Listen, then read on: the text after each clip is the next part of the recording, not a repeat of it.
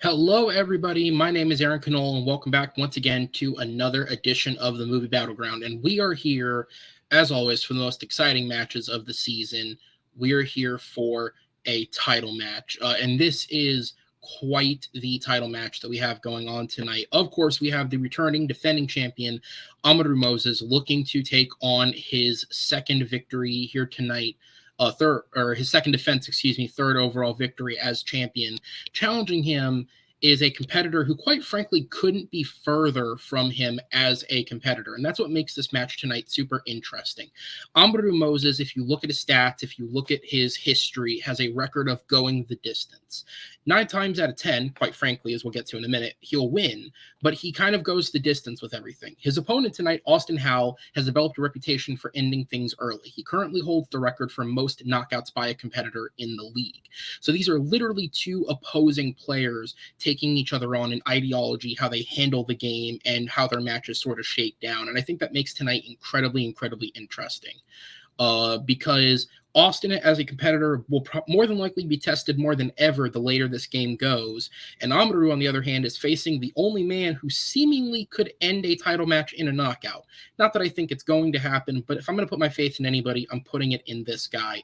Speaking of, let's talk to him. Coming in with a record of 7 wins, 4 defeats, and 4 knockouts, he is our current number 1 contender, Austin Pez Howell. Austin, welcome to the Battleground, sir. Welcome to your first title match.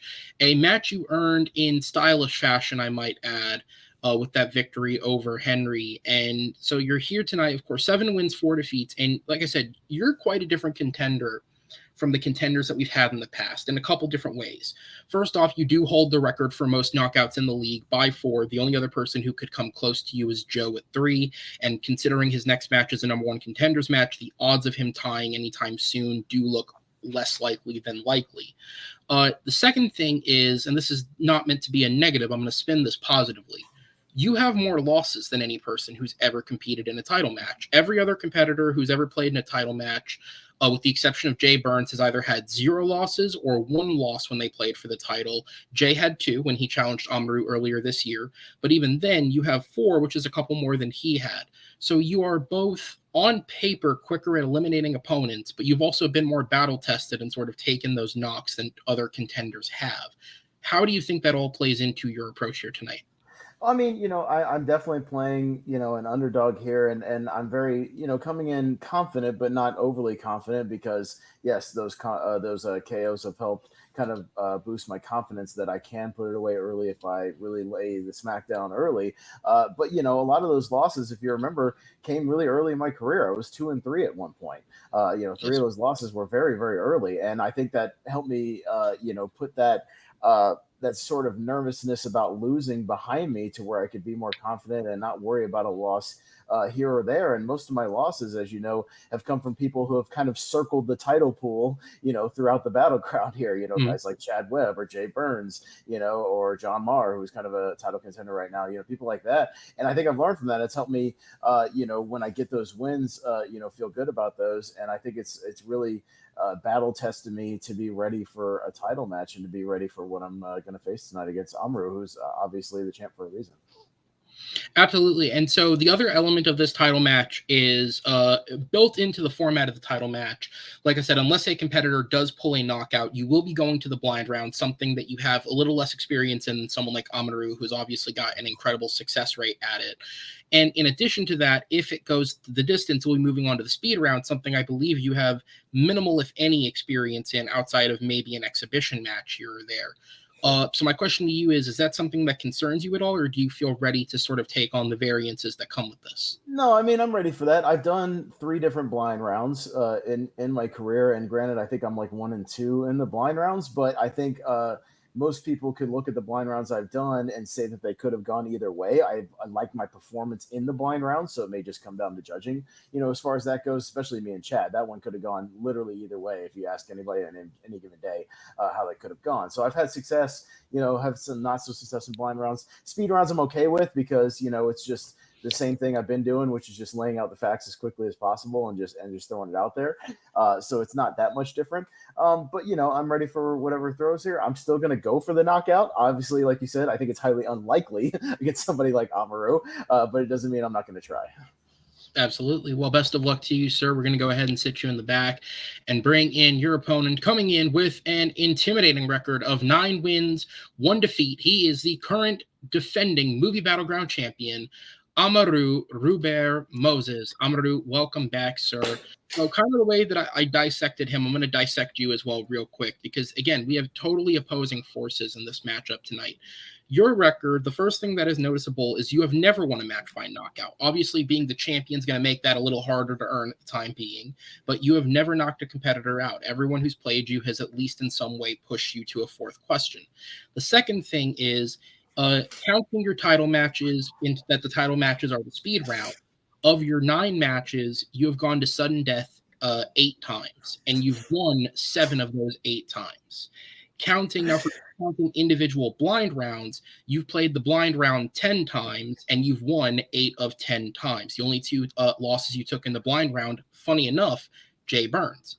You lost your only loss to him in the blind round, and you did lose one of the 2 in your title match. So your specialty in Inverse Austin is going the distance and being able to pull out the win no matter how far you have to take it. Do you think that adds any benefit to you tonight? First and most importantly, we have learned today that glasses on, it's Aaron. Glasses off, it's Aaron. Good to know. Good to know. Secondly, man, I just think that allows me to get ready to go up against anybody. Like I know how to come back from being down. That's like my biggest thing is that I for the most part will make any round close, and any close round I am more likely to win than not. But a lot of players get down when they start losing, and I know whether it's debate or trivia. If I get down, I'm not out, and there's a very good chance I still win. And based on this record, it's been proven that I can. You cannot get comfortable with me, no matter how far ahead you are. So I know I'm never out of it because I know I can debate anything. I think that's what gives me the upper hand. Why I think I'm a great champion. Absolutely. All right. Well, let's go ahead and not kill time any further. Let's instead jump into this matchup. The Movie Battleground title match is a best of 7 rounds. It is a first to 4 points to win the match. Each round of debate is worth 1 point. If the competitor does pick up the first 4 points in a row tonight, that will be a victory by knockout.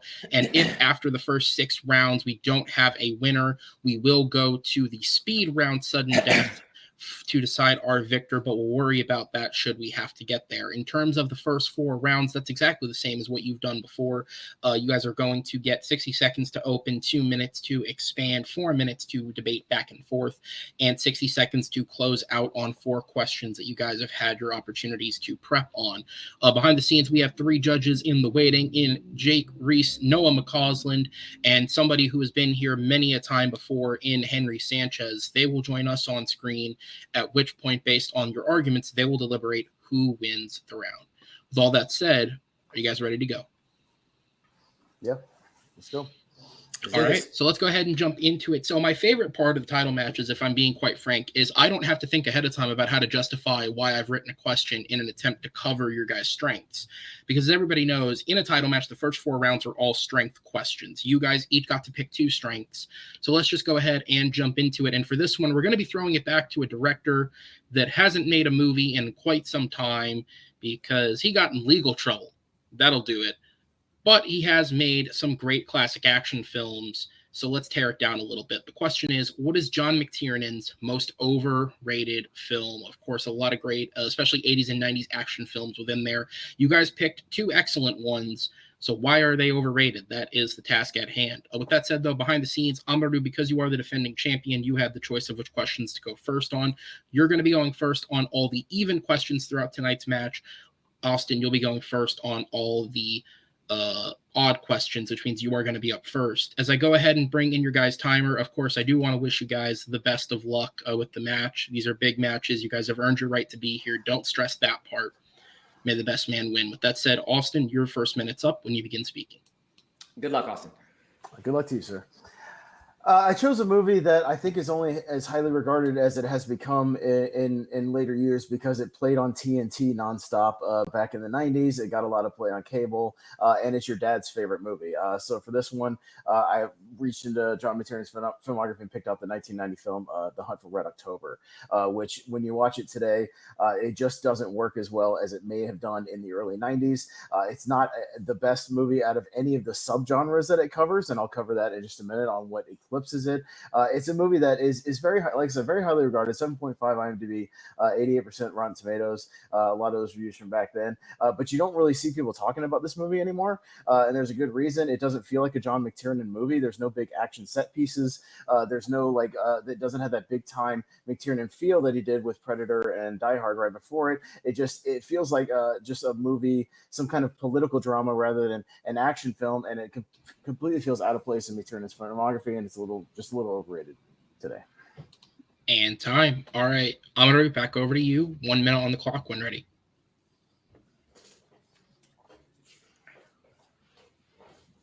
We're trying to decide the most overrated John McTiernan film.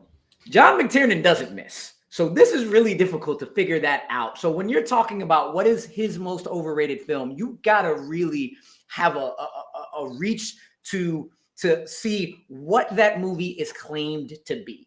And for me, his most overrated movie is Predator, because Predator is claimed to be a classic action film, and a classic action film is not. When 50% of your action does not reach up to par, you need at least characters that you care about.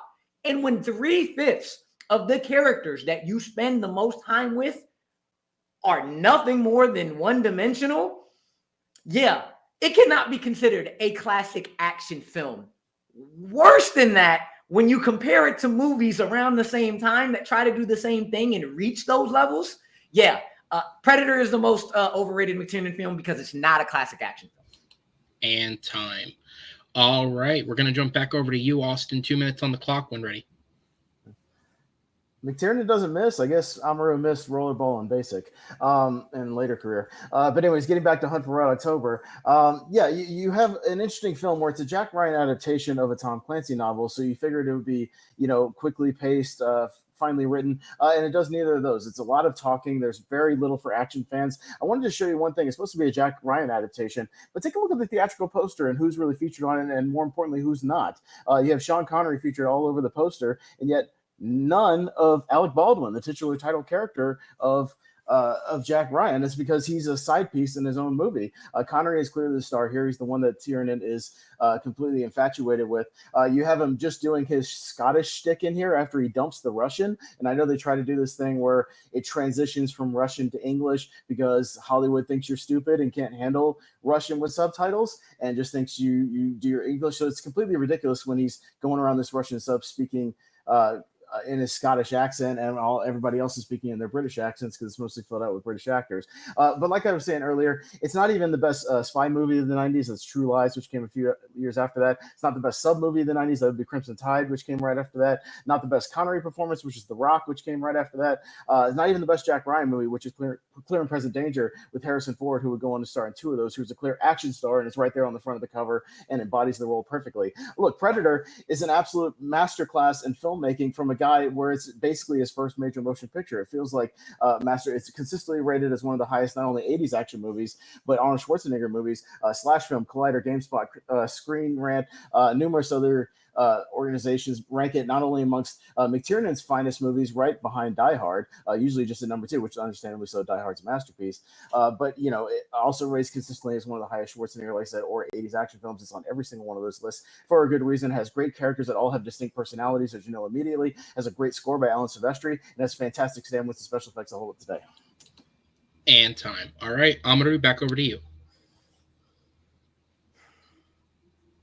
You just mentioned it. It's called one of the best action films of all times. But to one of the longest set pieces when they're doing the fight out in Central America, and this is what happens. Bomb, bomb, bomb, repetitive and redundant. When the predator starts attacking them, guess what they do?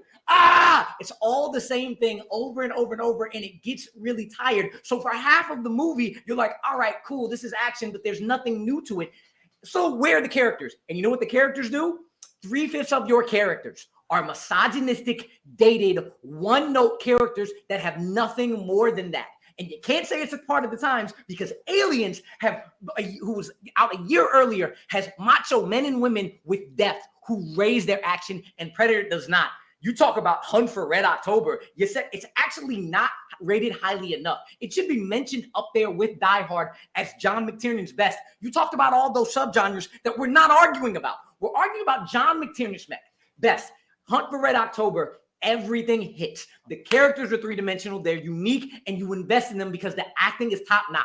Connery, he's intelligent, he's cunning, he's skilled, and he's dangerous. When you see him kill the Russian officer at the beginning and then show his skills as a captain later on, and you believe his backstory for defecting because of his wife's death. He's also believable because Jack Ryan goes out of his way to vouch, saying, I know this man. And that epitomizes what Jack Ryan is. Alec Baldwin is the perfect Jack Ryan because he is a former Marine who is only an analyst, but in truth, he's really the smartest guy in the room, and he wants you to know it. So he's the guy that you love to hate, and Alec Baldwin is perfect for that. Look at Boss Baby, look at Glengarry Glen Ross. That is exactly what he does. You love all the characters, you love all the spy stuff in it, but more importantly, the cat and mouse on cat and mouse game is slickly written and is absolutely amazing for a genre John McTiernan doesn't do. Time. All right, so we're going to move on to the 4-minute open discussion period. You guys know how this goes by this point. I like to say, try not to speak over each other too much, give each other a chance to breathe. But that said, the time starts when the first competitor speaks. Look, Predator is a brilliant action film because it's actually kind of plays like a reverse action film, because you start out with the macho guys and doing the big shootouts and the big explosions, and then it kind of reverts back into this primal guerrilla warfare thing where they have to rely on, especially Schwarzenegger, has to rely on his brains and his training rather than his muscles. And doing that in 1987 for Arnold Schwarzenegger, coming off of something like Commando, where he's completely invincible, it shows a vulnerability to a lot of these characters. They're shooting all over the place because they're scared. It takes these macho guys and it deconstructs them and breaks them down to where they're scared and they're vulnerable in the jungle, especially Billy, who they say, you ain't afraid of no man. Well, they say, no, what's out there ain't no man, and we all gonna die. It's great. You mentioned the two characters that have depth, Dutch and Billy, but we spend the majority of the first half of the film having to wait to get to that point. And if half of your film can't deliver, you cannot be called a classic. You talked about the other guys. The other guys, when they're scared, you know what they do? They revert back to their macho. Mac starts talking about, Bill Duke's character starts talking about, I'm going to kill him. I'm going to cut his throat when he's sad about his friend dying. And when he's scared, he starts singing a song about a whore, about what a whore can do for him. He's losing his mind. He's becoming mentally ill when he's literally losing it. He's going off and I'm going to have me some fun. I'm going to have me some fun. It's a great character development because he's lost his best friend in Jesse Ventura's character, and he goes like off the deep end, and he even has somewhat of a camaraderie with a guy in Carl Weathers and Dylan that, they were at odds and they have to work together. It's really, again, a really subversion of these character expectations where, yes, they start out spouting the macho bullshit and the I ain't got time to bleed and all that stuff. But you see their vulnerabilities as the movie goes on. It's really quite brilliant writing and directing. That vulnerability goes right back to the machismo. That's what they do. You saw it a year earlier in Aliens when he goes, game over, man, game over, man. He loses all the machismo that he has. That's character development. That's bringing that mental in. That's much better when it comes to, I mentioned everything that's great for Hunt for Red October, but the best part of it, and you talked about, you keep honing in on the action. It doesn't have to be an action film for McTiernan to do so well. That's why it's not a good fit for McTiernan. It would have been better for another director. It's why it's great for McTiernan, because the cat and mouse builds on top of each other. You got Ryan versus the U.S. government trying to convince them. Then you got Ryan versus Dallas trying to convince them. Then you got Ramius versus the USSR. Then you got Ramius trying to convince his defecting crew. Then you got Ramius trying to keep his unknowing crew surviving. Then you got Ramius versus the Saboteur. And I still got 4 more to go that build on top of each other and make you hooked the second you see it. It's slog exposition, which is what most of the first hour is. It's exploring more fascinated with the technology of the sub. It's a lot of people talking in conference rooms. Alec Baldwin is completely overshadowed by people like James Earl Jones right next to him, completely out-acting him. Alec Baldwin is not a movie star in this film when he should be the star of this, but everybody around him is upstaging him, including Scott Glenn. Everybody that he encounters is better than him, has more energy than him. He's just kind of along for the ride when he should be propelling the story. He is doing exactly what Jack Ryan does. That's why he was hired for the job, and he's made great. And there's always this argument, like what makes a movie great is a great villain, right? This movie doesn't have an actual villain. They have more like anti-heroes. And Connery is and everybody around him is so great. It lifts everybody, including Alec Baldwin.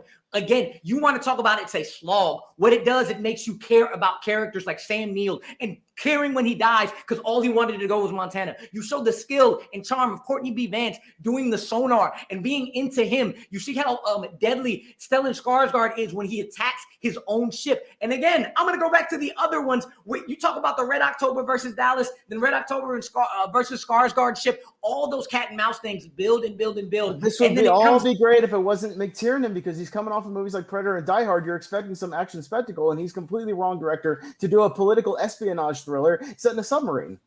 And time. All right, we're going to go into the 1-minute closings. Austin, you are back up first. Timer will start for you once you begin speaking. McTiernan is not the right guy to do a political novel thriller. He's the guy coming off of 2 big action movies. There's no action set pieces. When there is action set pieces in this movie, they're completely underwhelming. The biggest one you could think of is Alec Baldwin diving into the water out of the helicopter, and even that's shoddily kind of directed. There's underwater murky sequences with bad models and bad everything. There's a Predator, on the other hand, has fantastic special effects, a great real jungle setting that McTiernan is able to explore with the camera and really explore these characters. It's actually brilliantly written. Tons of great quotable lines throughout the whole movie. Get to the chopper, if it bleeds we can kill it, you ugly motherfucker, endless lines. It's got a brisk fast pace at an hour and 47 minutes.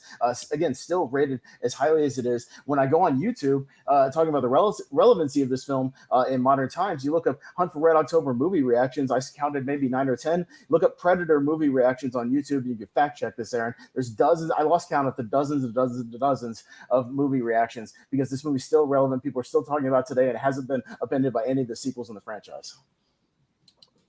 And time. All right, I'm going to be back over to you. Time starts when you begin speaking on the final minute. When it comes to Hunt for Red October, Austin keeps going off of an expectation of wanting an action film instead of looking at the brilliant film that is given to him by a director who is not known for that. One of his best films, arguably his best film up with Die Hard, is not an action film, which makes it probably lower rated than it actually should be. Predator is considered the best, one of the classic action films. That is what it's known for. And there is a great action film in there in the second half of the film.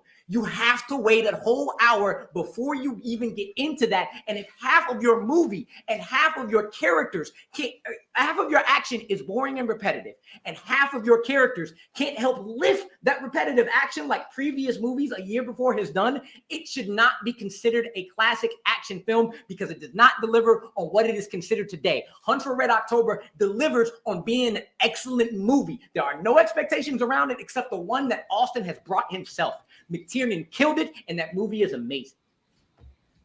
And time. All right, guys, an excellent first round there. I'm going to go ahead and sit you guys in the back and bring in our judges here for the decision, as we'll go ahead and welcome them in. So just to clean up and run a couple of facts here. So in terms of Arnold Schwarzenegger's films ranked, I used Rotten Tomatoes as the quickest aggregator just to get an idea of what that list would look like, getting multiple consensuses in there. And Predator is ranked 5th out of his films on Rotten Tomatoes, although if anyone's curious, that list doesn't go very deep until you get to like movies that people consider mediocre. Terminator Dark Fate's also in his top 10 if you use Rotten Tomatoes as a consensus. So, say for that what you will. In terms of McTiernan's films ranked, I ran a couple of different sources. Slash Films listing has Hunt for Red October ranked second. It has Predator ranked first on that list. If we go to Screen Rant, they have Hunt for Red October and I believe third, as I pulled up here. Third, Predator is ranked second. And then there weren't a lot of articles on websites, so I then went to Rotten Tomatoes just to get a third source, again, combining critic consensuses together for a ranking. And when you go to critic reviews, Hunt for Red October is actually placed second above Predator, which is third on Rotten Tomatoes reviews. And then the last thing, not really a fact check, more just sometimes you come across funny things when doing research. According to an interview that John McTiernan gave as of this episode recording 2 weeks ago, the reason that he hasn't made a movie in 20 years is because, quote, they don't make movies about real people anymore. I'm sure it has nothing to do with the fact that you wiretapped a producer once upon a time, but yeah, they don't make movies about real people anymore. Sure. Jake, I'm going to go up to you first, sir. Based on the competitors' points, who gets the vote for you and what was the main selling point? Amaru gets this one for me. His counterpoints with Alien, with the one with Predator, with it being half a film, with how good Baldwin actually is. He kind of won that back and forth for me. And Pez, he countered Pez, pointing out how highly ranked it is in lots of lists. Okay. Noah, down to you next, sir. Who gets your vote and what was the main selling point? One, I don't want to hear jack shit from anyone that my Christmas tree is still up and it's April. Listen, life gets hard. Secondly, I think I'm going to have to go with Rue on this one as well, just because I feel like every point that Austin made, he was able to just shoot back down, and he was able to. The main argument to me was the characters, and Predator being one note, and like this masculine macho, and they don't really go anywhere else other than that, and he was able to list off a slew of his characters that you actually see development from, and you see the brilliance and genius of Sean Connery's character. So I'm going to go with Rue on this one as well. Absolutely. And don't worry, we are only judging the competitors tonight. At this point, you may as well just leave the tree up and save yourself the effort in November. With that said, guys, I'm going to go ahead and put you in the back, and we will go ahead and jump over to question number 2. And we are going to be moving. Knockout, Rue. Rest easy on that point. Also, I love Basic. It's like one of my top 100 movies ever. I love Basic. It's great. Cool. Rollerball, whatever. Basic is beautiful also. I was going to say, Rollerball's the one where it's like, if we're picking one, no. That's pretty bad. Anyways. Funny enough, his worst movie, the one where he decided to wiretap a producer. Sorry, that's just one of my favorite Hollywood stories ever. Like, how dumb do you have to be to think you can get away with that? Like, all right. Well, we're going to go ahead and move on to a question about a genre that, honestly, McTiernan probably could have made a good one of these. What do you guys think? Could he have done that? Maybe. Probably. Yeah, maybe. Yeah. Question is, what is the most underrated spaghetti western of all time? We are going to a very certain sect of films that have been lost in the shuffle of Clint Eastwood making us try and take westerns more seriously, and No Country for Old Men trying to make westerns that aren't quite westerns, but they're still westerns in the modern sense. Let's go back to the classics. With that said, Amaru, you are up first this time around, so I'll go ahead and give you the timer. It'll start once you begin speaking.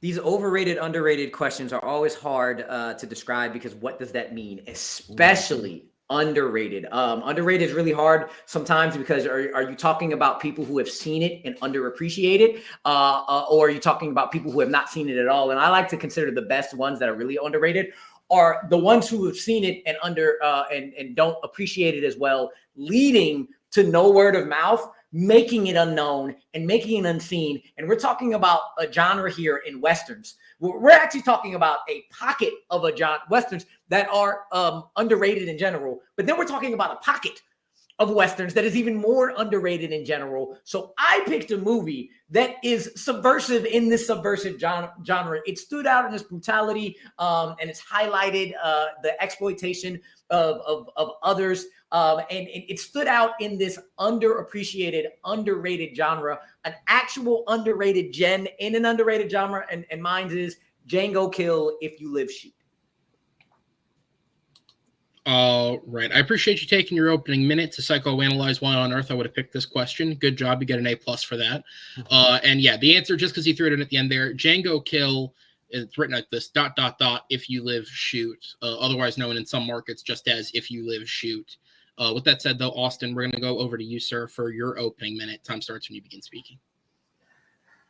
So I went with the spaghetti western. I love spaghetti westerns, by the way. It's my favorite subgenre of westerns. I went with one that's consistently overshadowed by two movies that get consistently ranked higher in nearly every list you look at and nearly every metric that you could possibly think. But what I think is actually a better film and actually the masterpiece of the film that doesn't get appreciated to this day. And I think when people actually see it, they realize and it becomes their favorite one in the series. So I went with the middle film, the redheaded stepchild, if you will, of the Dollars trilogy, For a Few Dollars More. Speaking of Clint Eastwood. So Movie Web has this movie has movies like Power of the Dog ranked higher than this, an all-time Western, which is ridiculous for a movie that's completely recent, absolutely nonsensical. Doesn't even have Collider on all-time Westerns, doesn't even have this movie on the list, but they have Fistful of Dollars and The Good, Bad, and the Ugly. It's consistently better of the film than both The Good, Bad, and the Ugly, Fistful of Dollars, and Once Upon a Time in the West. It has a more clear, concise storyline, better character development, much faster pace, and a much more kinetic energy and violence to it. And time. All right. I'm going to be back over to you. 2 minutes on the clock when ready.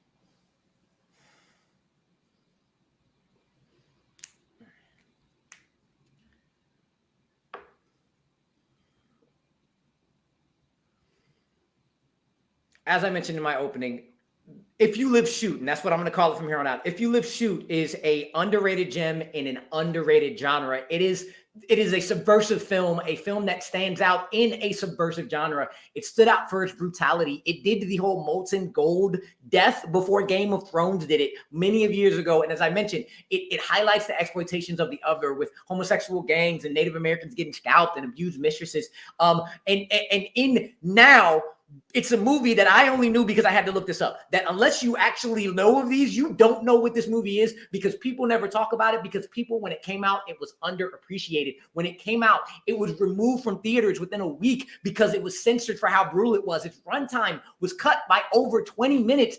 The original title was If You Live, Shoot. What it had to do, what a lot of spaghetti westerns had to do, because they're all underrated, it had to add Django onto the beginning of it to cash in on the name of Django.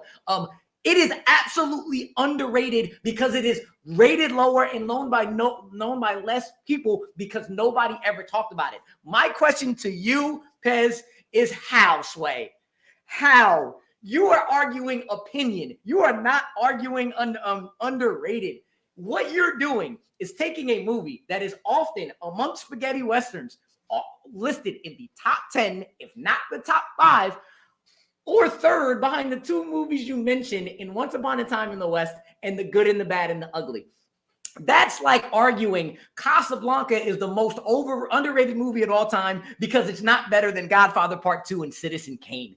All of those movies are masterpieces. And for a few dollars more, everybody knows for a few dollars more is a masterpiece because everything that is behind it. I can go down the list of all the things we know about that movie and how great it is. And it can be argued. Is it the best? That would be an argument you can put forth because of where it is. But it is nowhere near underrated. And that is time. If I can just get the timer to pause. There we go. All right, Austin, back over to you, sir. 2 minutes on the clock when ready. Well, it's easy for a masterpiece like For a Few Dollars More to stand out, and somebody like Sergio Leone when you have garbage like Django Kill, If You Live, Shoot out there, and a lot of garbage knockoffs. One of the 31, I should add, Django ripoff cash grab movies. And out of all of those, your movie's certainly one of them. It was pulled for violence, but so what? It's mindless violence in the midst of a confusing, muddled, and incoherent plot line that has not a satisfactory ending. You have Django not even getting the final kill on the bandits that take him out. Most of the bandits are taken out within 30 minutes of the movie. You have a completely incoherent ending where it has nothing to do with him or whatever. He's not even involved in the killing of the person that he's living with that betrays him. You have this weird thing with a wife that dies. It's completely unsatisfactory as opposed to my movie, which is, again, greatly satisfactory. And the reason why it's still underrated is because the people who see this movie, when they see it, a lot of them prefer it over things like Good, Bad, and the Ugly and Once Upon a Time in the West because it's more consistently entertaining. And it set the standard in 1965 for what a great spaghetti Western could be and still holds the test of time on really setting that proper formula. And a lot of things that movies like Django Kill and If You Live Shoot would rip off and try to do, but completely fail in doing so. You have a movie like Django Kill, If You Live Shoot that is a completely bland Ivan Vander stock score in the movie. It has, again, like I said, violence for just the sake of being shocking and violent. It's like having a horror movie in the middle of your Western for literally no good reason whatsoever. It's all style over substance, and it's completely properly forgotten about. It's not underrated. People forgot about this movie. People don't care about this movie because there's no reason to care about this movie. It's a curiosity more than an underrated film. It's you go on IMDb, there's 36 total ratings for a movie that's 50 years old. Nobody cares. Nobody watches this movie. You can't find a single review on YouTube. I found one review on YouTube. This movie, nobody cares. Nobody gives a shit. My movie is underrated because it completely gets overshadowed by the other two movies, even though it's better. And time. All right, we're going to go into the 4-minute open discussion. Timer starts when the first competitor speaks. Go ahead, Rick. I went first last time. Oh, sorry. Hold on, Aaron. I completely thought I still have my 2 minutes and I don't. My bad. Here we go. You keep saying Django and you keep arguing about these things because Django's not even a part of this film. It's not. I didn't put it in the title. You're a director and you're a studio. You called the character Django because you don't actually go back and look in the title. Appreciate the movie because they needed to actually bring eyes to a movie that people didn't understand, that people didn't know why they were doing the things they were doing. It can stand on its own. You don't need the name Django to be a cheap cash grab, Amaru. If it's a great movie like you say it is, and this hidden gem, why can't it stand alone and dump the Django name and just be If You Live Shoot? I'm not calling it an amazing best of all time movie. I'm calling it a movie that does its own thing, that stands out, that should be watched more because it actually took risk. I'm not arguing about that. It is more underrated than a movie. The space between masterpiece, and right behind a masterpiece is way closer than a good movie. Actually, it's much further. It's much further because if you have a movie that consistently gets no respect because it's overshadowed by a movie that is taught in film class, that is taught by professors, that feels like homework when you actually watch it, and then you have this other movie that is way more fun to watch and way more consistently entertaining and way more kinetic, like that's why it's underrated because it's way better to watch. Both Once Upon a Time and Good, Bad, and the Ugly, again, feel like film class homework, and they are a slog to get through when you actually watch them. They're only regarded because they're the ones that people write the pieces about. They're the ones that people write the papers about, the essays, all that kind of stuff. And nobody ever does that for a few dollars more, which is why it's underrated. You are not arguing why for a few dollars more it's underrated. You're arguing why the other two movies are not as good. Not as good. That's what you're arguing. You are talking about a movie that is the second highest grossing amongst the three, that everybody knows is the best director. Everybody knows is the best composer. It brought about everybody knows the most historic sound in movie history. Everybody knows the Wu-Tang Clan name drop Lee Van Cleef because it's that good.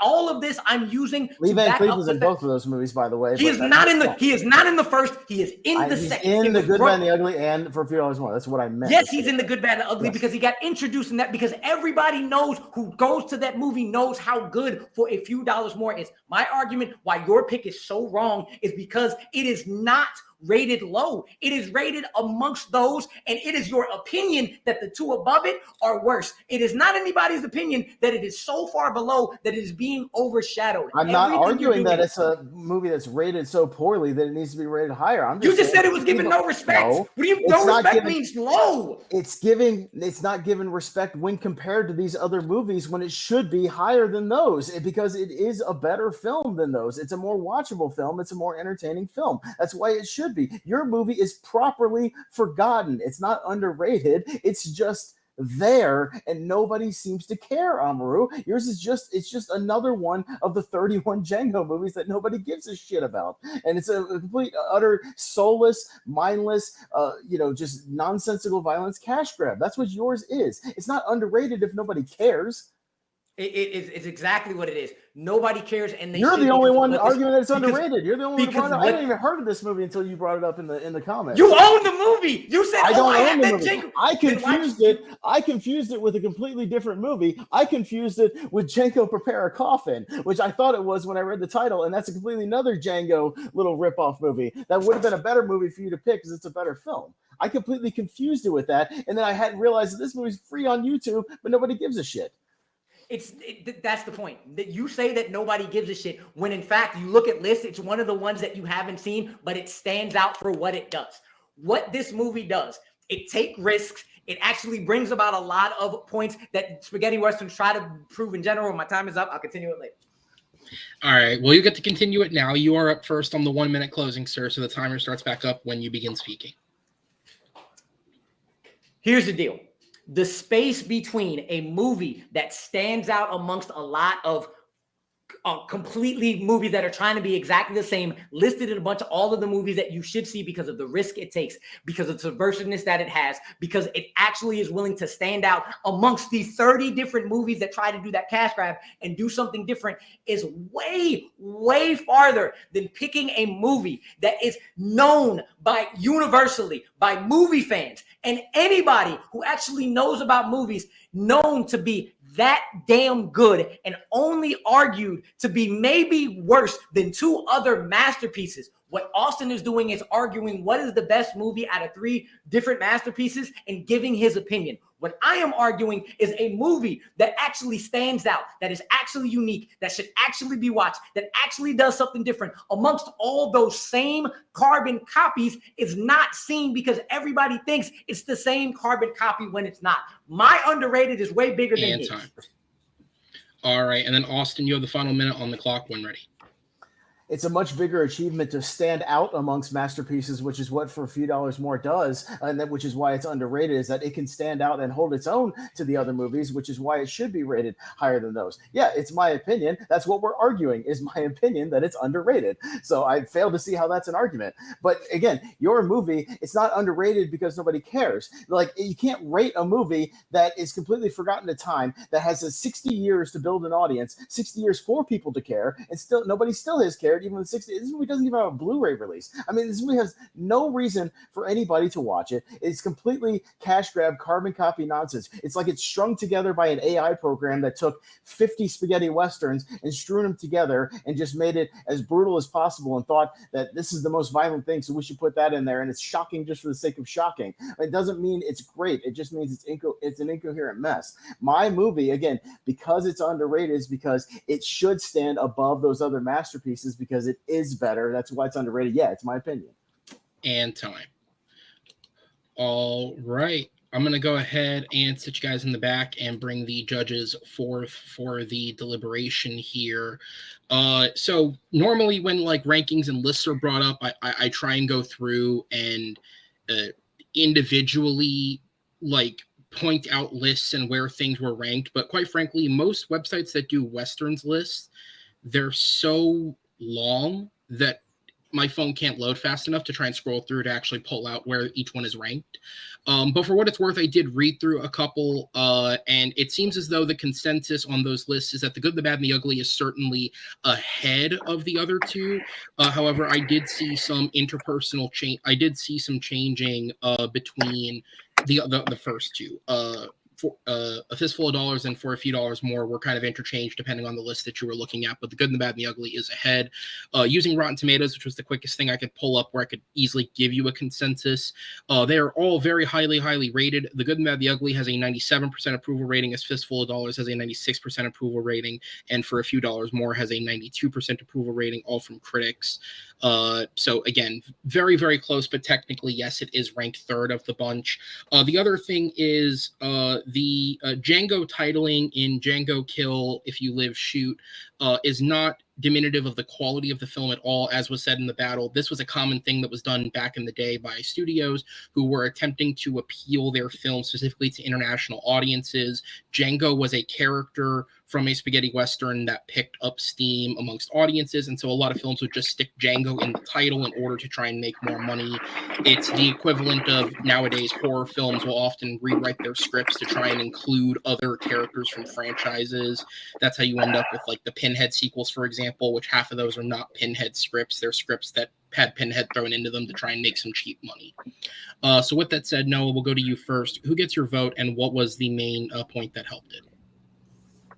Literally every single point that Rue made in his closing argument is why I'm voting for him. He pointed out that Austin kept saying that everyone forgets about this, no one cares about it, no one has reviews about it, and Amaru was able to use that point and strengthen his own argument, saying that it was underrated, and he really sold the underrated fact to me more than Austin sold why his was underrated, instead of just being a good movie. Okay. All right. Henry, down to you, sir. Who gets your vote, and what was the main selling point? Honestly, I wish I had the last one, because the last one was more fun to talk about, because this one was brutal. It was a lot of just random things and like arguing semantics for the majority of the time. So I took notes. I'll send both of you guys my doc later so you guys can see what I wrote of the equality on it. But this one was technically a tie in terms of like how I scored it. But I went with I'm going with Rue on this one because Pez overdid the semantics of what the overrated underrated was, and Rue was able to knock that. Even though Pez did a good job of knocking if you don't shoot Django, whatever, I don't think, and Rue didn't kind of hype up his movie enough. I feel like just the semantics bullshit, which is if you watch it back, like 90% of this was the semantics. So I feel like based on the semantics, Rue was able to convince me why his was more overrated, underrated. But honestly, I didn't like it. But Rue. But the first debate that I didn't get to talk about was great. Fair enough. All right. We're going to go ahead and put you guys in the back. We're going to jump into question number 3 here. And question number 3 is the question is, what is the best, it's in quotes, witches, wizards, and magical creatures film of all time? This is actually the first time we've debuted this category. It is yet to come up in the question. Fucking words. It's yet to come up in the questions this season. So witches, wizards, and magical creatures. What is that? That is a consolidation of Wizarding World and Middle Earth, because quite frankly, in the 18 months that we've been recording matches, I'm basically out of questions on both. They're popular franchises. They've been used to the death that I could Stop picking it, Rue, and you'd have questions. So it's not just him. It's everybody, man. Weirdly enough, I didn't pick it this time. Oh, you just picked the other one that he just mentioned. The Okay, that's four fine. that I was out of was those two, MCU, and weirdly video game movies was vastly more selective than I thought it would be.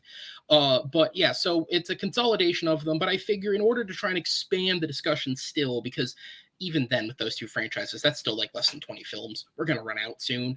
It is every film that is centered around a witch, wizard, or magical creature, and we certainly couldn't have picked two further films from each other, but I definitely think you guys picked two films worthy of the title. So with that said, we're going to go ahead and jump into this. Austin, you are back up first on this one, so I'll give you the timer, and it will begin when you start speaking. Okay, I didn't pick either one of those two that you mentioned, so it's fine. I'll be covering different territory tonight. But yeah, I went with a movie that literally has one of those in the title and is a perfect film that still stands up over 80 years later and still works as a fantasy film. It still works as a witches, whatever you want to call it, wizards, witches, and magical creatures film that features all three very prominently. I went with 1939's The Wizard of Oz, directed by Victor Fleming. An absolutely groundbreaking film of the time, and a movie that still feels groundbreaking and influential even when you watch it today. Like I said, a near perfect film that still works generation upon generation. You have amazing music throughout the whole thing, great production design and Technicolor when it does the flip. A beautiful movie to look at both in black and white and Technicolor. One that pulls off both of them extremely well. A movie that's so good, the only reason it lost any Oscars in its 5 Oscar nominations is because it lost to basically itself. It lost to Victor Fleming, who also directed Gone with the Wind, that came out the same year. That's one of the biggest humble brags you can have in Hollywood when you lose Best Picture to yourself. So I'll talk about it a little bit more in a minute. Yeah, what's that club consist of? Victor Fleming and Steven Soderbergh? Francis Ford Coppola? Yeah. It's a pretty exclusive club. With that said, I'm going to be back over to you, sir. What is your choice when you're opening minute? Almost 100 years after its release, The Wizard of Oz is a classic. And in 2102, when it's been 100 years after its release, The Lord of the Rings, The Two Towers, is going to be considered a classic. Not only is it one of the greatest movies of all time, it is also the greatest movie in the greatest trilogy of all time. It has the characters, it has great acting, it has the story, and it has greatest of all time action. Literally, you can argue Helm's Deep is the greatest action sequence of all time to cap off such an amazing film. Not only is it great, but it also has the task of being the middle film and still standing alone and still being the best, not becoming just a part 2 of Fellowship or a setup of Return of the King. It stands alone. It's the best of all three. The best movie of the best trilogy is the best witches, wizards, and magical creatures film of all time. And time. All right. I'm going to go back over to you, Austin. You have 2 minutes on the clock. Time starts when you begin speaking. So I'll literally break down what the question asks about. Let's start with witches. Well, you have two of the most iconic film witches of all time. You got Glinda, the Good Witch of the North, in her giant flowing pink dress, who is a beautiful woman who helps, Dorothy throughout her whole quest, and is great. And talking about iconic, Margaret Hamilton as the Wicked Witch of the West, consistently rated one of the greatest villains of all time, an absolutely sadistic character, both as the Wicked Witch and Margaret Hamilton's performance as Miss Gulch, which you could have made a whole movie about her in the first part of the film. When she's just a complete, pardon my language, complete cunt of a woman and a complete Karen at the beginning of the film, would have worked just as that. But she's great doing her dual role. Speaking of dual roles, let's talk about the magical creatures in this film. You have Jack Haley as the Tin Man, who's absolutely has heart throughout the film and talks about wanting heart. Another great dual role throughout all the movies with him, Burt Lahr as the Cowardly Lion, Ray Bolger as the Scarecrow. You have the flying monkeys, which terrified an audience back then, still gives people nightmares today. People talk about it all the time, that they're absolutely horrifying and one of the greatest kind of henchmen ever in a film. And you've got the titular wizard in The Wizard of Oz, Frank Morgan, giving an absolutely electric performance, both as the kind of traveling salesman at the beginning of the film, and then later as this wizard who's not really doing wizardry, as it turns out. It's the other kind of wizardry, whereas you find it, talk about in like the Thor movies, what is magic is just science for us. Well, all he's doing is science, and amazing people thinking he's a wizard. And another fantastic performance. He steals every scene he's in, so it has all three ingredients to make an amazing film. Like I said, great music as well. Follow the Yellow Road, Lollipop Guild, Over the Rainbow, I Finally Had a Heart, We're Off to See the Wizard. All songs again that build up the characters. Great character development throughout the whole thing. Judy Garland gives an amazing performance, her most iconic performance at the head of this film, and it's really wonderful. Two Towers, while a great film, still a middle film. Doesn't really have a beginning, doesn't really have an end, and not the best of the movie. You should have picked Return or Fellowship, and you might have a better shot at this one, Amaru. And time. All right, Amaru, back over to you. Time starts when you begin speaking.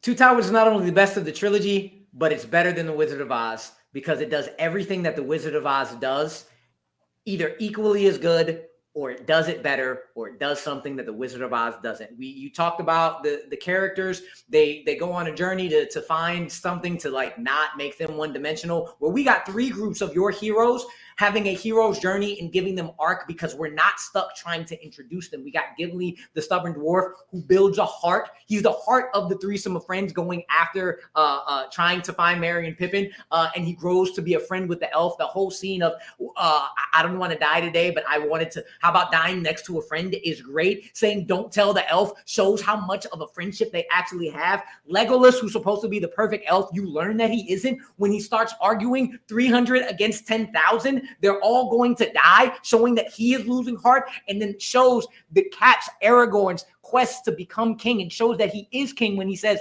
I will die of one of them. That's one journey. The second journey is Sam. You talked about the Good Witch. Sam is just as pure of heart, or even more than her when he becomes the rock for Frodo succumbing to that power. And you talked about the Wicked Witch of the West.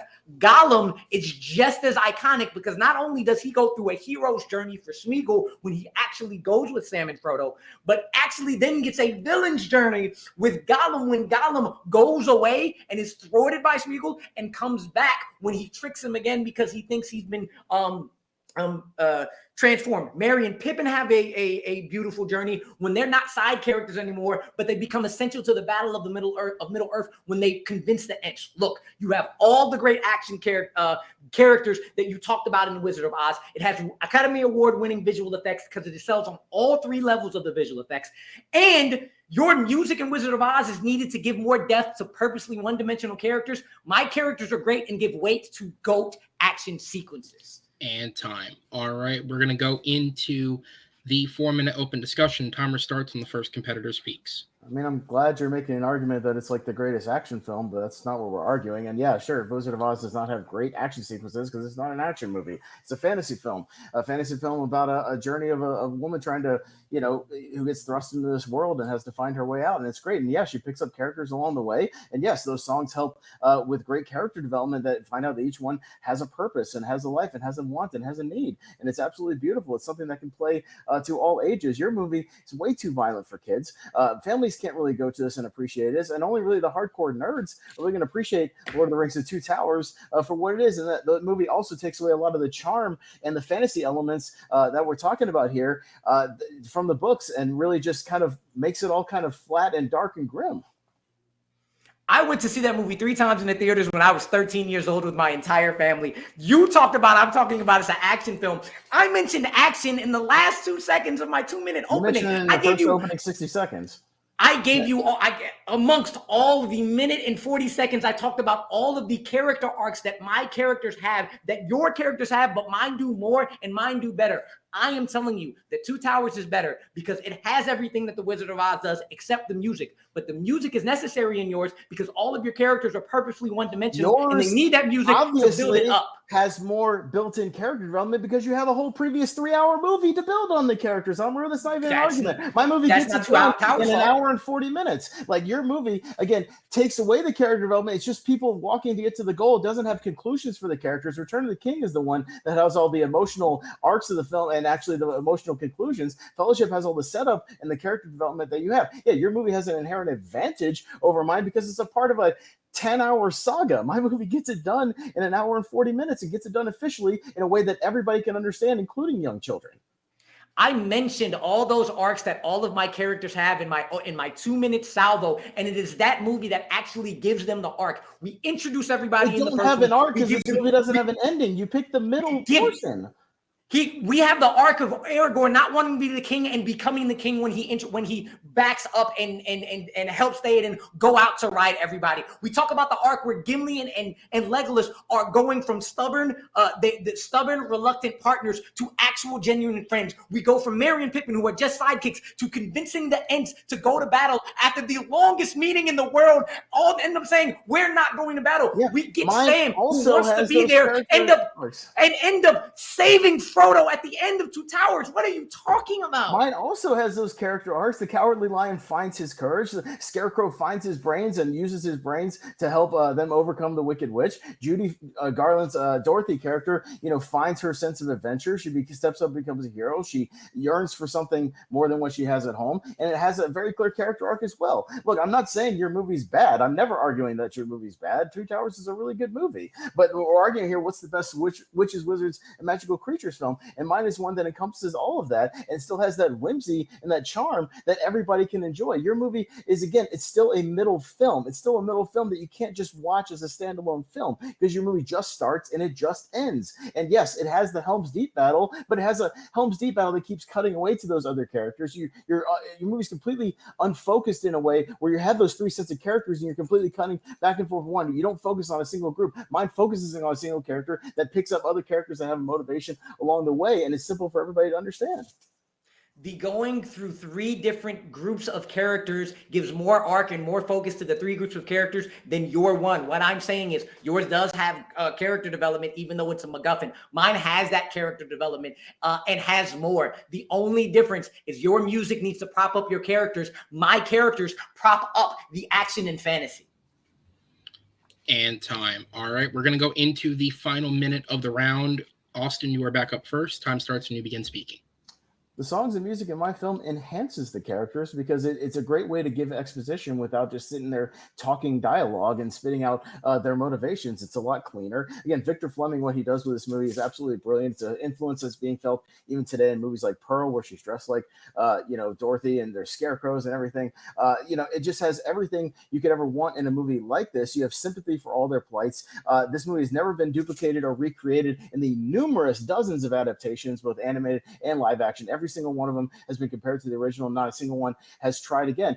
We just saw with Rings of Power that it can be adapted again, and it can be done differently. It can still be done on the same scale and still be done, as entertaining as it was with the Peter Jackson movies, and that it's not completely flawless. Your movie, again, doesn't really stand alone because it's still part of a series. Yeah, you're trying to make an argument that, maybe has deeper character development. Well, yeah, you have a whole 3-hour movie right before it, so you have 3 hours to set up these characters. My movie gets it done within minutes, keeps your attention, and keeps enduring for the rest of the time, 80 years.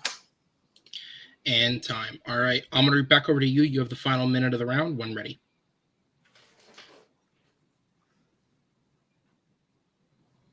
What Rings of Power has to do with all this, I have no idea. But look, my movie does everything your movie does and better. You have a nice group of characters growing because of their literal MacGuffins they're going after. I have 3 sets of characters that actually do things and actually grow, which I've mentioned all of this battle. You have really good practical effects. I have great practical effects with the Urukai. I have top-tier motion capture with Andy Serkis, who I haven't even mentioned. And I have top-tier Academy Award-winning CGI. The thing that is different between Wizard of Oz and The Lord of the Rings Two Towers is the music and the action. Your music is great, but it is needed to prop up the story, the characters, the one dimension that was purposely given to them. My story is rooted in those characters. It's rooted in those stories and rooted in those arcs, which allows the fantasy and the action to become greater than what already is great. It props up greatest of all time action that Wizard of Oz does not have. It has everything yours has and builds even more than what Wizard of Oz could reach. All right, guys, another great round there. I'm going to go ahead and sit you guys in the back and bring in our judges as we're going to go ahead and get into it. Not a lot of fact checks for that round because I wasn't listening. Fun fact, I do other things behind the scenes, and I was answering questions for an upcoming match that I'm playing in. So I'm just going to presume that these guys know everything that they're talking about, right? Cool. With that said, Henry, I'm going to go to you first, sir. Who gets your vote on this one, and what was the point that stuck with you for the judgment? So this one's pretty easy for me. One competitor praises their film as well as knocks the other film, while the other one just really praises their film, but unfortunately didn't say anything against the other movie. If just basically listening from Rue's argument, yes, right now I 100% would want to watch Two Towers the way he praised it up, but based on his defense against Wizard of Oz, I also kind of want to still watch that movie. Whereas Pez's argument, yes, of course I really want to watch the Wizard of Oz right now, but he makes a good point that yeah, I want to watch Two Towers, but I probably should watch Fellowship of the Ring first to build all that up. So even though Pez's argument was solely it's the middle chapter, and that's why it doesn't hold up as much, Rue didn't knock Wizard of Oz at all. Like the only things he was saying literally are what your movie does, mine does better. But like there's real no specific knocks on the Wizard of Oz other than just the simple nature of their characters because of the music props up, blah, blah, blah. But I don't feel like that was very surface level. So even though both of them did a great job of defending both of their movies, I think Pez did a decent job at knocking Two Towers, so he gets the edge for me on that one. Okay. Jake, down to you. Same question. I have Amaru here. This one was really, really close for me because I liked Pez's breakdown of the question. Like I have the witches, I have the wizards, I have the creatures and stuff like that. But Rue did get me with the pointing out that my 3 sets of journeys are better than your 4 characters' journeys, and the one dimension, like he was showing, you've got the one-dimensional line. I've got GOAT CGI, I've got GOAT action, I've got GOAT level this. So that's where Rue got it for me. All right, and then Noah, to you then for the tiebreak vote. Who gets it, and what was the main selling point? I'm going to have to agree with Henry on this one. He was entirely right when he said that Rue, his only knocks against Wizard of Oz were that his movie does it better, and then proceeded to mainly in the 2 minutes talk about, and part of the 4 minutes, talk about how his characters have arcs and how they have better development and all of this. And Pez was able to, in less words, able to say the same thing about his characters while also saying it still has this wit and charm about it. The music, he flipped Rue's point and said the music is just another way to inform the audience of these characters without having this exposition and dialogue. And that he was able to have a couple knocks against Two Towers, like Henry said. I'm going to have to give it to Austin on this one. It was really close, though. Really close. All right, judges, thank you guys so much. I'm going to go ahead and pitch in the back as we're going to jump into question number 4 of this matchup. And question number 4, well, obviously the category behind it was selected as a strength. This one actually comes with some interesting history, which the characters didn't know, or the characters' competitors didn't know about until this moment. So those of you who watched the matches will remember back when I competed against Henry in our title match, we had a question that was connected to Stanley Kubrick. Well, it turns out that that wasn't the question that was actually supposed to be written. We found out after the match that Noah wrote that question. He co-wrote that match with Papa West. And he actually wrote a different question that Papa then misinterpreted and sent us a different question. Like it was a variation of the same type of question, but he just misconstrued Noah's intention and sent a totally different question. And by the time Noah had figured it out, we had already submitted answers, so it was too late. We just debated the question that was sent to us. So because Kubrick was asked for in a title match, I've given you the original intended question. The question, as submitted and written by Noah McCausland, is what Stanley Kubrick film would make for the best remake today? Obviously, there are a series of classics in Kubrick's filmography that I think people would argue you shouldn't touch, but that doesn't mean he's completely infallible. I think there's a lot of films in there that could make for a good choice, and you guys certainly picked 2. So let's go ahead and hop into it. Amaru, you are going to be up first this time once again, so I'll give you the timer, and it'll start when you are ready. Remakes are best when they keep the heart of the film, but they offer something new. You want to avoid being a pointless replication. You want to usually give like new details to something, and a lot of that comes out of a lot of things. It could come out of like new technology that wasn't available before. It can come out of societal changes or changes in something culturally that would make it another really great movie. And there's usually also other reasons you make a remake is because the first movie was horrible. Like that would be the best reason to make a remake. You have a good stuff, but it was horrible, so let's make it better. And it needs to be improved. What's really hard to do is take classic, really great movies and remake them. And the one movie that Stanley Kubrick has done that is amazing on its own, but actually has 3 aspects of it that is prime for a modern day remake is Paths of Glory, because it's based off the culture of war. It's based off the morality of war, and it's based on the weight of death, whether it's your own death or taking somebody else's. And time. All right. Austin, back over to you. Time starts when you begin speaking. Yeah, this is a really tough question, as Rue said, because Kubrick, doesn't really have any bad movies per se. So yeah, some of the best remakes I would argue, should be you should remake bad movies essentially that had good premises, which is hard to do with Stanley Kubrick. But I went with one of his older films, and the film right before Paths of Glory that he made, ironically enough, his 1956 film, The Killing, which is a heist film. And heist films are very hot right now with the Ocean's films. It's one of those things that could be brought into a modern day remake. It's a movie that has had elements kind of taken from it and put into somewhat of a modern context, but not fully fleshed out. Quentin Tarantino cites Reservoir Dogs, or Reservoir Dogs is kind of a takes elements of The Killing, but it's not a remake of The Killing. But it's a proof of concept that it could work as a modern film in the whole thing, because it has this nonlinear structure. It has characters that kind of speak in a dialogue that's not really like the 50s, but it still kind of is in some things with the femme fatales and all that. But I'll get to that in a minute. And time. All right. And then Amaru, over to you for your 2 minutes up.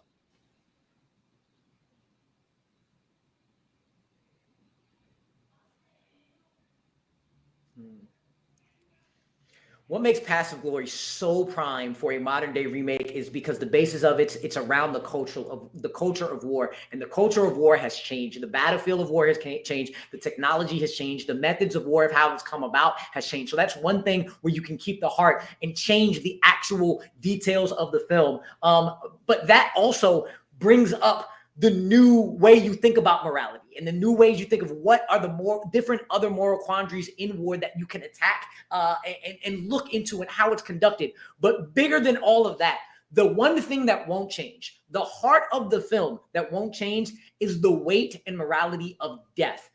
Again, by yourself or by another. And what that allows Passive Glory remake to do is actually change a lot of the details, but keep the structure. There's so many options you can actually take, because there's so many different options of war. There's so many different arenas. But I'm actually going to give you a remake that would work, and it would be about like a special ops team, like something like a SEAL Team 6, given a mission that they don't want to hand out. When they find out in the middle of the mission what it's actually going to be, you're going to keep the same corrupt officials you have in the original. You're going to keep the disobeying orders. You're going to keep the commanding officers in the middle. You're going to keep the court-martial hearing. You'll change whether or not it'll give them a life in prison decision instead of an execution, or you can bring up the whole shadiness of black ops in general, saying that life in political prison really means death. Those are all small details that can make you know this is an actual remake, but everything around it, changing it from them not going out to attack to during the middle of the attack actually saying I'm going to disobey, allows you to keep the heart of what am I doing here? What is the real reason I'm at war? Because it's talking about taking life instead of saving its own. There's a new standard of war. You can go into how are these killers have actually a conscience and aren't machines like Jason Bourne, and the psyche it goes into them as individuals. There's so much you can explore while keeping the same remake potential. All right, Austin, back over to you, sir. You have 2 minutes on the clock when ready. We've seen that noirs can work in more modern times with stuff like LA Confidential, No Country for Old Men's kind of a neo-noir. We see that in something like The Killing, you could take this, again, the essential premises of the movie, the heist, you could bring it into more of a modern age. That movie, the heist takes place around a horse track, which is not really terribly relevant anymore. You could bring it up to date with some kind of bank or a casino or something like that. You could have a better cast. Like this cast is still kind of a bunch of 50s white dudes. I mean, you can really diversify the cast and have a nice little change of pace there. The movie still suffers from kind of a 50s pace. It takes a long time to really get into the heist elements. It takes a long time to really get into the details of what's going on. Some of the things can get a little confusing. Again, it's got a lot of influential pieces that people have taken from, but I think if you really bring this thing into a modern setting, you could really update it really well. You could kind of switch the femme fatale stuff. That stuff is kind of outdated, doesn't really work anymore. It's got a narration that doesn't really work as well. It feels of the times, but you could bring it into that modern style. Again, it's a good movie, but it's a flawed film that could use a remake and would bring attention to a movie that a lot of people still haven't seen or doesn't even know it's a Stanley Kubrick movie, which a good remake can also bring attention to an original film, even if the original film is good. Paths of Glory still plays to this day. You could put this movie in theaters today and it would still work. It still has the great themes like you talked about that people still latch onto today, the corrupt system, the generals that don't battle on the front lines and have no idea what's going on. You have the bureaucratic machinations of these self-indulgent leaders, and this disdain for the people who make you do things that they don't want to do. You understand the cowardice, or is what they call it, the cowardice, but the real quandaries that the soldiers are going through. And there's stuff that can't be remade from this movie. Timothy Carey, who plays Private Maurice, in his heartbreaking pre-day moments before his death, gives one of the best performances, one of the most real facing death performances I've ever seen. And nobody could overtake that at all. And you have people like Kirk Douglas, movie stars that don't really exist anymore. It's something you can't really do today. And time. Jesus Christ, if I could get the click to pause. All right. We're going to go into the 4-minute open discussion here. The timer will start back up 2 seconds after the first competitor speaks. I went first last time, so good. You said two things that shows why Passive Glory is great and The Killing is not. The Passive Glory is being watched today because the themes of that movie can be watched today and the themes still hit, while the details can mirror them but be changed to be an actual Why it's new a bad movie. choice for a remake. I mean, It's the exact point. I just listed everything that's exactly the same in the movie while making it have the heart, because you're talking about morality, you're talking about the weight of death, and you're talking about war, and you can have all those same kind of things while having the heart. Your movie, you also said it influenced Quentin Tarantino and Reservoir Dogs and Pulp Fiction. You talked about racetracks. We already had a different movie in Logan Lucky going to a racetrack. The problem with The Killing is you're either going to do one of two things. You're going to make an exact replica, or you are going to completely make a different movie because the details of The Killing cannot be changed. You're making a completely different movie in your pitch. You're pitching a modern day war film that just takes a few elements of Paths of Glory. Yours is a remake in name only, where it completely takes away a lot of the elements from the original film. The original film feels modern because it still works. People are just still discovering this movie 60, 70 years later, because you've got stuff like the Criterion Collection where it comes out and it still plays. I watched this movie 3 times the first time I saw it on my Criterion Blu-ray. It still works. The dialogue feels modern. The courtroom scenes feel modern. Like I said, those performances are so real. There's no way you can recreate that no matter who you cast in this movie. It's just not going to have the same feel bringing that into a modern era. Mine, on the other hand, it's not going to be like an offensive modern day remake that's going to taint the original. You're just bringing it into a modern setting and still keeping a lot of the original elements, but just tweaking things for modern audiences.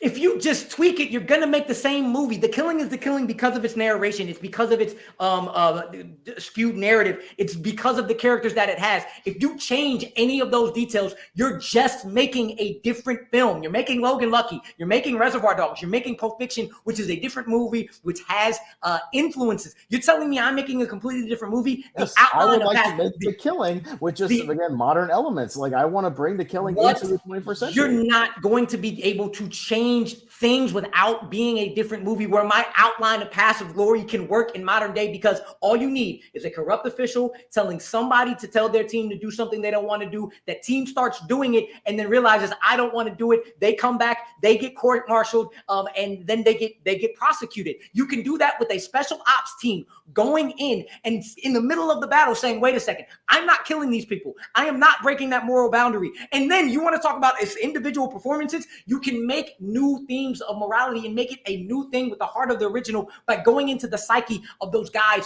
who are so trained to kill, then going into the psyche of what they do when they don't want to do that. You don't need to make a modern remake that has themes that still resonate today when you watch it. World War I setting was unique at the time because World War I movies weren't being made, and the reason why it works so well is because they're stuck in a situation like trench warfare that they can't escape, that they're literally at the mercy of people. If you bring it into modern settings with like a SEAL Team 6, you have these guys that have options, you have these guys that can escape, that can do something different, and they're still under the thumb, but I feel like they would have more of a chance to overcome that in sort of a modern court-martial setting than they would back in the day. The reason why Paths of Glory works is because it's like a kangaroo court that they set up to make an example of these guys, and I don't feel like that would work today. You wouldn't have you couldn't do that with the modern writing of that. Like, it just doesn't work.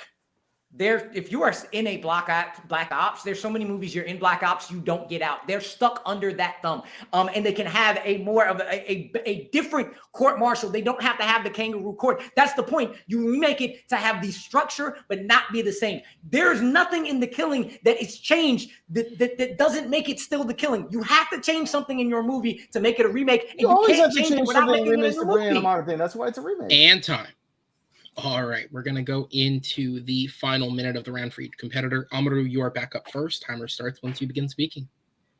I have outlined how a remake needs to keep the heart and keep the themes, have some of the same structure, but need to change the details. And I have played out how I change the details, keep the theme, and keep the structure. There is no way you remake The Killing without just making either the exact same movie with the exact same narration, with the exact same convoluted timeline, with the exact same players and the exact same different jobs like all heist teams films have, or you do what all heist team films have and make a completely different heist film that has none of the, you don't have themes in The Killing that you can carry over. It's a heist film.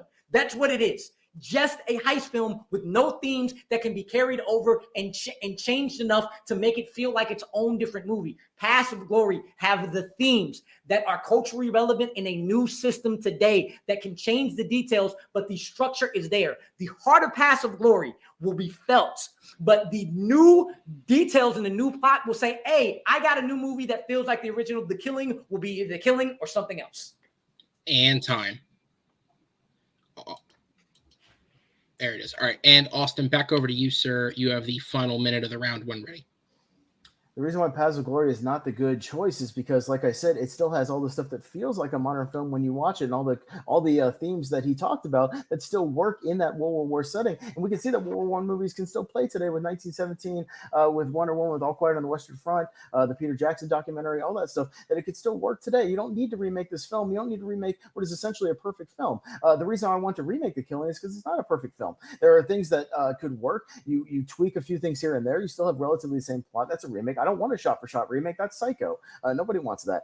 You want something you can tighten up the pace a little bit. Like I said, flesh out the actual team members a little bit more. You can change the setting just a tad, add a score, which the original Killing doesn't have a score. It's lacking one. You get rid of the outdated narration. There's things you can bring into the modern setting while keeping the essential elements. Most good remakes keep the same basic plot of the structure or the original story, but tweak things a little bit better and improve on some of the flaws of the original film. Paths of Glory doesn't have any flaws. It still works today. That's why it doesn't need to be remade. It's not a good choice. And time. That'll be it for the round. All right, guys. Another excellent debate, of course. We're going to go ahead and sit you guys in the back as we go ahead and pull the judges in for the deliberation here. Now, obviously, Noah and Henry, you guys have a little bit more of a personal connection to the question and the topic as it's been discussed before around us. But rotation says Jake goes first. So, Jake, who gets your vote and what was the main selling point of the argument?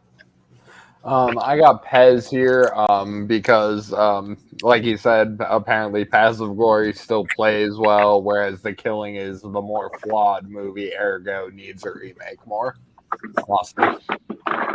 All right, Noah, we'll go down to you. You did host that title match that this was supposed to be in. I should say, by the way, it wasn't intentionally planned for these two to be here. It just, that happened after I put the question in the match, so it just worked out beautifully. Noah, you did finally get to see this debate play out, arguably with two competitors that at the very least are better than me. So who do you think gets the point, and what was the main selling point? I'm going to agree with Tate on this one because Austin just nailed it every single way. Like, he kept hitting it out of the park for me. Because he was saying the reason for a remake is to fix the problems with the original and create it into a better movie. You can change some details. You can change some things just to fit it better in a modern place and just fix all the problems. And what he was doing, what he was pitching, and what Austin kind of countered and pointed out is you're just changing the time, you're changing technology because the themes still hit today. You just go back and watch the original. There's really no need for a remake. So I'm going to go with Austin on this one. All right. And normally I don't do this, but because, again, it is an interesting thought. Just very briefly, Henry, I did see you voted for Rue there, so you thought that was clearly the better. Just because, again, it's so rare that we have a question where somebody's judging when they have a connection to the concept. Well, it's actually, I won't take too long, but I was going to say, if I went first, I was like, regardless of where this goes, it's going to really show the taste or like how people hear debate and their reasoning. I understand why they picked what they picked. Complete opposite of what my reasoning was, and that was a good reason of different judges. So that was cool.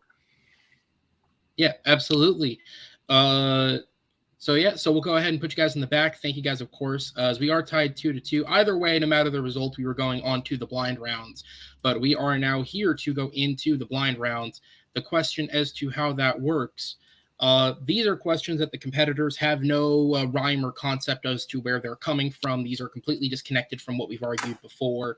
They don't know what's coming at them. Another layer to the blindness of the question is they're going to be asked a generalization of a concept. They will pick an answer that applies based off the generalization, at which point they will be given the actual question that they will debate. They will then have some time off screen to put together arguments for the rounds. They will come back and we will play from there. The rules of the actual debate round work the exact same as the ones prior. With all that said, though, let's go ahead and Ready get for into it, another guys. blind Are we round, ready to Amaru? go? I know you love these things, right? My God. All right, so we'll go ahead and jump into it. With that said, guys, and again, it doesn't matter necessarily who answers first this time around because we've already predetermined them. So for the first one, so the generalization is I'm going to give you a list of 10 directors, and you are going to pick one. Now, it'll be made more clear once I read you the question, but there's a reason these 10 specific directors have been picked. And of course, you guys can take a second to think about who you want to run with, okay?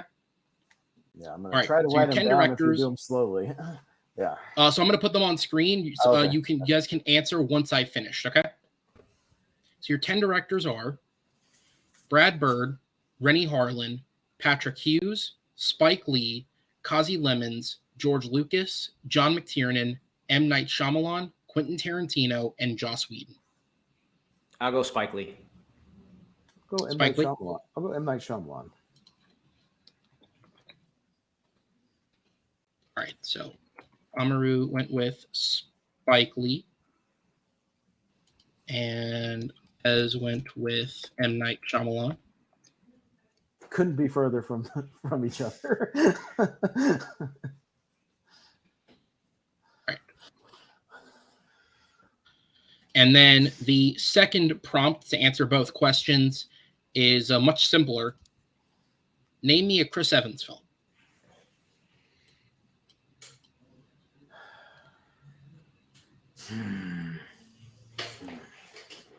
Scott Pilgrim versus the World.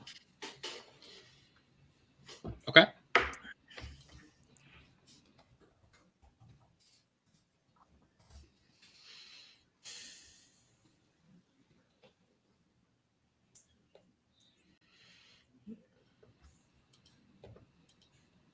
So we do have Scott Pilgrim. That counts, though, right? Even though he's kind of a side character, still counts, right? Yeah. I vary the wording of how I word these questions. He just has to be in it. Right. Okay. Yeah. And I guess I'll stretch that point for those watching at home. The specific wording of the question in case of actors is always semantical. I just don't want to word it the same way every time. Gotcha. I'm going to go Go the ahead. losers. Losers. The Okay. losers. The losers. All right. So in the first blind round battle between M. Night Shyamalan and Spike Lee, the question is, which of the listed directors has done the worst overall work with Samuel L. Jackson? And every movie that he is in with these individual directors is eligible for argument. Okay. The second question, again, much more simply, is what is the best Chris Evans film? So those are your two questions. Which of the directors has the worst overall work with Samuel L. Jackson, and what is the best Chris Evans film? With all that said, though, guys, for you watching at home, this is only going to take a couple of seconds. Competitors will have a little bit more time than that. We will be back in just a moment with the blind round.